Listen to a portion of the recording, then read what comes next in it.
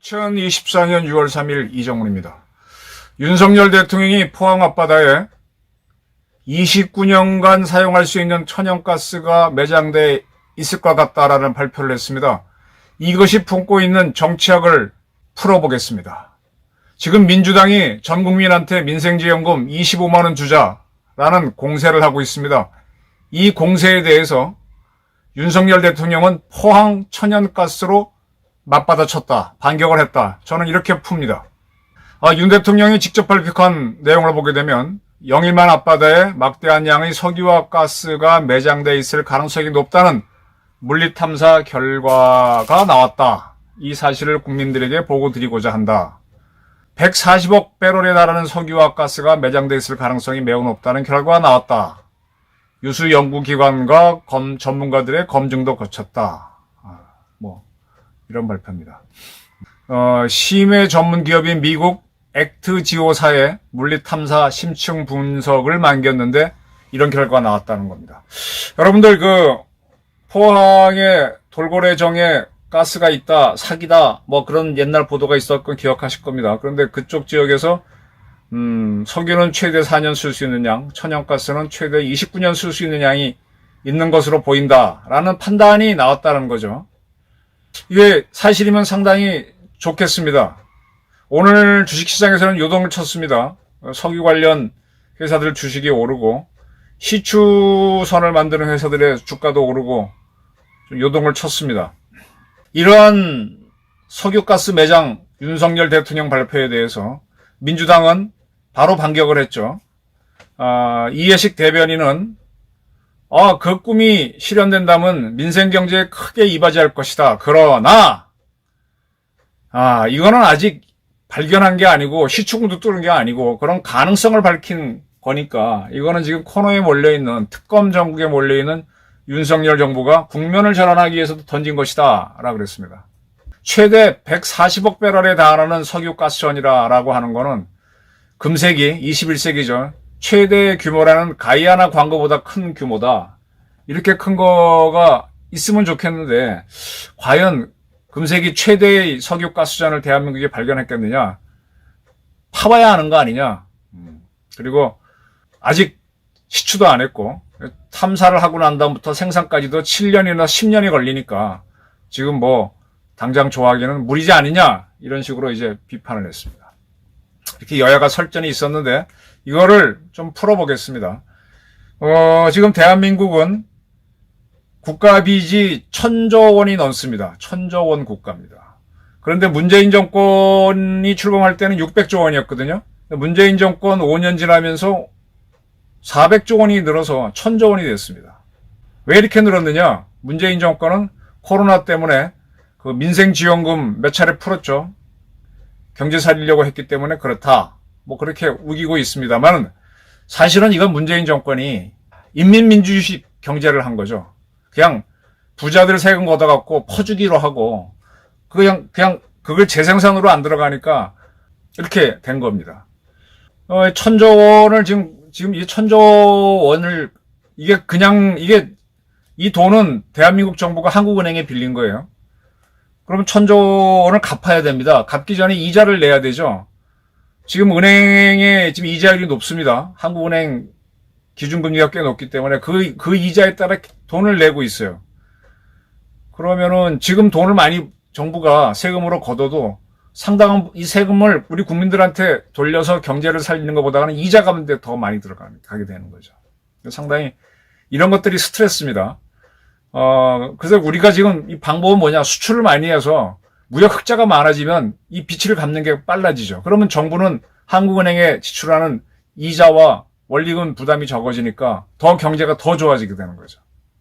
근데 이런 판국인데 지금 이재명이 이끄는 민주당은 전 국민 25만 원씩 민생지원금을 주자 그랬습니다. 그러면은 다시 우리나라의 빚이 13조 원 이상이 늘어납니다. 1,000조 원도 죽겠는데 그건 1%가 더 늘어나죠. 근데 13조 원만 늘어나는 게 아니라 승수효과를 고려하면 또 한 200조 가까이 늘어난다는 분석도 있습니다. 계속 빚이 늘어나는 거죠. 그러니까 이거를 들고 나가니까 국민들 일부는 좋아하는데 하면 할수록 생색은 이재명이 낼 거고 그 이자 감당, 원금 감당은 윤석열이가 해야 되니까 이게 윤석열 정부는 받을 수가 없는 거예요. 그리고 결론적으로 우리 국민들이 다 부담해야 되는 겁니다. 그런데 지금 코로나 때문에 그리고 중국과의 관계가 안 좋아지면서 우리나라 무역 흑자가 매우 줄었었죠. 적자까지 갔었습니다. 그런데 지금 상당히 좋은 조짐이 보이고 있어요. 산업자원부가 밝힌 바에 따르면은 지난 5월 41개월 만에 최대 흑자를 봤다라고 했습니다. 581억 달러를 기록했어요. 지금 무역이 지금 굉장히 좋아지고 있습니다. 근데 무역으로 돈을 번 게 민생까지 오른 데는 시간이 오래 걸립니다. 우선 대기업들이 많이 벌고 그게 중소기업한테 가고 이렇게 올려면 시간이 많이 걸려요. 지금 당장 여러분들은 전기요금 올랐지, 뭐 올랐지 이것 때문에 뭐 올랐잖아요. 근데 그런 민생경제를 지탱하는 것 중에 중요한 게 뭔가 하면 에너지입니다. 에너지. 지금 에너지가 러시아 우크라이나 전쟁으로 석유값이 뛰어버리니까 에너지 값이 오르니까 물가가 다 오르는 거죠. 그러니까 수출도 주춤하다가 다행히 지금 반도체하고 자동차가 잘 되면서 쌍끌이를 하면서 수출이 쫙 늘어나고 있습니다. 근데 여기서 떨어지는 낙수 효과가 저 바닥에 있는 여러분과 저가 누릴 때까지는 시간이 걸린다는 겁니다. 그런데 지금 우리가 에너지를 전량 수입하는 나라잖아요. 근데 에너지 값이, 석유 값이 반으로 뚝 떨어진다 그러면 여러분 물가가 뚝 떨어질 겁니다. 이게 참 좋은 소식이죠. 그리고 또 하나가 뭐가 할 수가 있는가 하면은 우리나라 은행 이자율이 뚝 떨어지면은 여러분들이 돈 쓰기가 훨씬 낫고 민생 경제가 좋아집니다. 우리나라 그 은행의 이자율을 결정하는 거는요, 한국은행의 기준금리입니다. 기준금리입니다. 한국은행에서 이제 기준금리를 결정하는데 문재인 정권 때는 아주 기준금리가 낮았었어요. 사상 최대로 0.5%가 대열까지 내려갔었을 겁니다. 2020년경에는. 그리고 코로나에서 푼 돈이 이제 너무 많으니까 그걸 회수하기 위해서 쭉쭉쭉쭉 올리면서 현재는 한 3.5% 이상으로 가 있죠. 꽤 올라 있습니다. 적어도 이제 은행 대출이 있는데 옛날보다 이자를 지금 2배 이상 내고 있어요. 그러니까 이자 부담이 많은 겁니다. 근데 영끌을 해가지고 돈을 많이 빌린 젊은이들은 이것 때문에 아무것도 못하죠. 이자 부담이 너무 큰 거예요. 그럼 은행 이자를 낮춰야 되는데 은행 이자를 낮추는 결정을 누가 하느냐? 그건 한국은행에서 합니다. 한국은행은 절대로 대통령이 뭐라고 한다고 해도 말을 안 들어요. 왜? 이 한국은행 이 무슨 금융위원회인가 거기 구성된 사람들은 문재인이 뭐고 말 잘 안 들어요. 왜냐하면 잘못하면은 대한민국 경제가 절단나기 때문에 자기 스스로 판단합니다. 그래서 지금 금리를 내려달라는 요구를 윤석열 정부에서 꽤 한 걸로 아는데 전혀 안 내리고 오히려 윤석열 정부가 출범한 게 22년이죠. 22년 5월 달에는 2% 미만이었는데 그로부터 5월, 7월, 8월, 10월, 11월 그리고 23년 1월 해갖고 계속 올려왔습니다. 이렇게 한국은행이 기준금리를 올리니까 은행들도 이자를 다 올리죠. 그래서 저같이 이제 은행 돈 빌린 사람들이 이제 이자 부담이 커지니까 돈이 마르는 거죠. 거기다가 에너지 값이 오르니까 민생 경제가 어려워지는 거죠. 석유값 오르니까 은행 이자 오르니까 물가 다 오르는 거 아닙니까?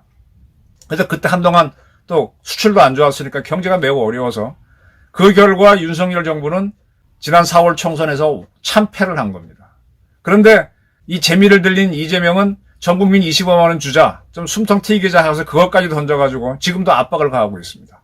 지금 이걸 윤석열 정부가 빠져나가지 못하는데 한국은행은 지금 뭐라 그래도 이 기준금리를 안 내립니다. 그러다 보니까 은행 이자율이 높다 보니까 지금 우리나라 은행이 독과점 체제죠. 국민은행, 우리은행, 하나은행, 농협 이 은행들이 은행이 몇 개 안 되니까 거기서 빌리는데 걔네들이 이자를 높게 잡으니까 지금 5대 은행의 평균 임금이 1억 1,000만 원이라고 그러죠. 어마어마하게 고임금입니다. 은행이 돈 잘 벌고 있어요. 은행은 지금 자기네 수입을 줄이기 위해서 혈안이 되어 있습니다. 그럼에도 불구하고 임금을 이렇게 많이 줘요. 한국은행이 기준금리를 안 내니까 은행만 돈을 버는데 지금 은행에서 버는 돈을 좀 국민한테 가게 해줘야 되는데 이게 잘 안 됩니다. 대통령도 몇 차례 노력했는데 잘 안 됩니다. 어렵죠. 한국은행이 기존금리 안 내리고 은행은 이윤을 막대하게 벌고 있고 에너지 값은 올라가 있고 그럼에도 불구하고 이재명은 25만 원씩 주자하고 인민경제를 선동하고 있으니 어려운 상황입니다. 근데 천만다행히로 지금 무역 수지가 좋아져서 돈을 벌고 있는데 그것이 일반한테 내려올 때까지는 시간이 꽤 걸린다.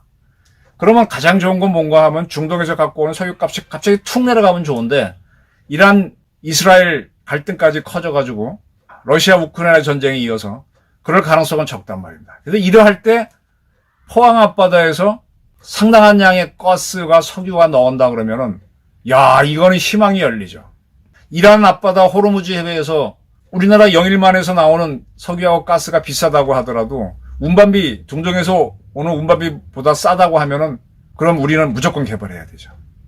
개발해야 됩니다. 지금 시추공도 뚫지 않은 상태에서 윤석열 대통령이 상당한 기대가 된다라고 발표를 한 거는 지금 골치 아픈 지금 25만 원 갖고 공세하는 이재명 공격을 막을 방법이 없었는데 그걸 드디어 막을 방법, 반전할 수 있는 방법을 찾아냈다라는 선언을 한 겁니다.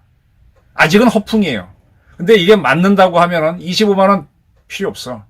그리고 이 석유를 탐사하기 위해서 시스템이 돌아가죠. 시추선을 만들고 뭐 영일만에서부터 파이프라인으로 포항까지 끌고 오고 그걸 정유하고 하는 시스템 만들어지면 그 산업이 일어나고 생산이 본격적으로 되면 더 가격이 떨어지는 거죠.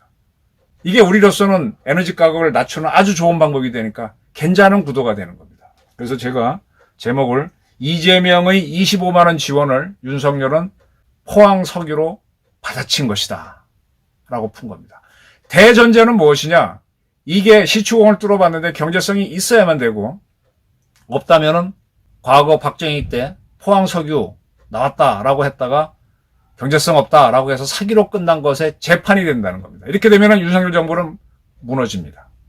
근데 이게 이제 시추공을 뚫는 데까지 시간이 있기 때문에 이게 붐업이 돼서 일동안 경제를 좀 돌아가게 해준다 그러면 윤석열 정부는 성공이 될 것이고 정권 재창출도 할 수 있습니다. 저는 그렇게 봅니다. 그리고 오늘 대통령실에서 9.19 군사 합의를 정지시키겠다 그랬습니다. 대북 심의전을 하겠다. 북한이 똥폭탄, 똥비랍 살포를 중단하겠다고 했는데도 불구하고 대북 심의전을 하겠다는 결정을 내렸습니다. 이런 식으로 툭툭 치고 나가야 돼요. 조금만 불리하게 되면 북한은 싹 변하죠. 이재명이 또 싹 변할 겁니다. 그러나 계속 밀어붙여야 됩니다. 근데 모든 전제는 포항 앞바다에서 석유하고 가스가 아까 발표한 것처럼 조사한 것처럼 나와야 됩니다. 이게 나온다면 그거는 윤석열 대통령의 대운이죠. 그리고 보수가 재집권할 수 있는 기회가 될 겁니다. 그리고 이제 결국 이렇게 해서 경제가 좋아지면은 한국은행도 이 기준금리를 낮추고 그러면 시중은행들도 은행 이자를 낮추니까 여러분들의 부담도 줄어들 거고 에너지 가격이 떨어지니까 물가도 떨어질 거고 그럼 경제가 다시 화랑으로 가는 거죠. 이런 게 깔려 있기 때문에 대통령이 직접 브리핑을 한 겁니다. 이 보고가 사기인지 아닌지 유심히 지켜보시면서 재테크에 관심 있는 분들은 한번 재테크도 해보시기 바랍니다. 윤석열 정부가 북한과는 9.19 공동성명 효력정지로 승부수를 던지고 이재명을 상대로는 영일만 가스전 발견으로 승부수를 던졌습니다. 윤석열이 죽을지 아니면 기사회생할지 궁금합니다. 감사합니다.